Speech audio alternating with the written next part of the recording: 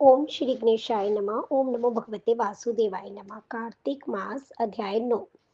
राजा पृथु ने कहा, हे मुनि श्रेष्ठ नारद जी, आपने कार्तिक माह के व्रत में जो तुलसी की जड़ में भगवान विष्णु का निवास बताकर उस स्थान की मिट्टी की पूजा करना बतलाया है, अतः मैं श्री तुलसी जी के महत्व को सुनना चाहता हूँ। तुलसी जी कहाँ और किस प्रकार उत्पन्न हुई, ये बताने की कृपा करें। नारद जी बोले, राजन, अब आप तुलसी जी की महत्ता तथा उनके जन्म का प्राचीन इतिहास ध्यान पूर्वक सुनिए। एक बार देव गुरु बृहस्पति और देवराज इंद्र भगवान शंकर का दर्शन करने कैलाश पर्वत की ओर चले तथा भगवान शंकर ने अपने भक्तों की परीक्षा लेने के लिए जटाधारी दिगंबर का रूप धारण कर उन दोनों के मार्ग में अवरोध उत्पन्न किया। जब भी वे तेजस्वी, शांत, लंबी भुजा और चौड़ी छाती वाले घोर वर्ण अपने विशाल नेत्रों से युक्त तथा सिर पर जटा धारण किए वैसे ही बैठे थे। तथापि उन भगवान शंकर को ना पहचान कर इंद्र ने उनसे उनका नाम व धाम आदि पूछते हुए कहा कि क्या भगवान शंकर अपने स्थान पर हैं या कहीं गए हुए हैं। इस पर तपस्वी रूप भगवान शिव कुछ नहीं बोले। इंद्र को अपने त्रिलोकीनाथ होने का गर्व था। उसी अहंकार के प्रभाव से वह चुप किस प्रकार रह सकता था। उसने क्रोधित होते हुए उस तपस्वी को दुड़क्कर कर कहा, अरे, मैंने तुझसे कुछ पूछा है और तू उसका उत्तर भी नहीं देता।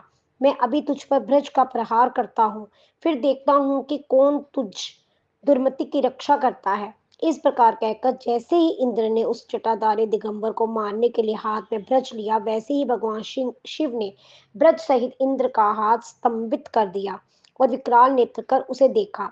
उस समय ऐसा प्रतीत हो रहा था कि वह दिगंबर प्रज्वलित हो उठा है और वह अपने तेज से जला देगा। भुजाएं स्तंभित होने के कारण इंद्र दुखित होने के साथ साथ अत्यंत कुपित भी हो गया। परंतु उस जटाधारी दिगंबर को प्रज्वलित देखकर बृहस्पति जी ने उन्हें भगवान शंकर जानकर प्रणाम किया और दंडवत होकर उनकी स्तुति करने लगे। बृहस्पति भगवान शंकर से कहने लगे, हे दीनानाथ, हे महादेव, आप अपने क्रोध को शांत कर लीजिए और इंद्र के इस अपराध को क्षमा कीजिए। बृहस्पति के ये वचन सुनकर भगवान शंकर ने गंभीर वाणी में कहा, मैं अपने नेत्रों से निकाले हुए क्रोध को किस प्रकार रोकूं। तब बृहस्पति ने कहा कि भगवान, आप अपना भक्त वत्सल नाम सार्थक करते हुए अपने भक्तों पर दया कीजिए। आप अपने इस तेज को अन्यत्र स्थापित कीजिए और इंद्र का उद्धार कीजिए।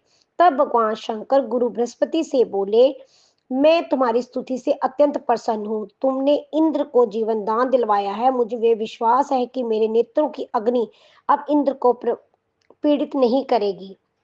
बृहस्पति से इस प्रकार कहकर भगवान शिव ने अपने मस्तक से निकले हुए अग्निमय तेज को अपने हाथों में ले लिया और उसे फिर शिव सागर में डाल दिया।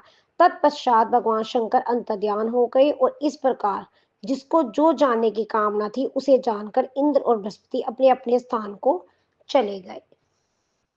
अध्याय 9 संपूर्ण हुआ।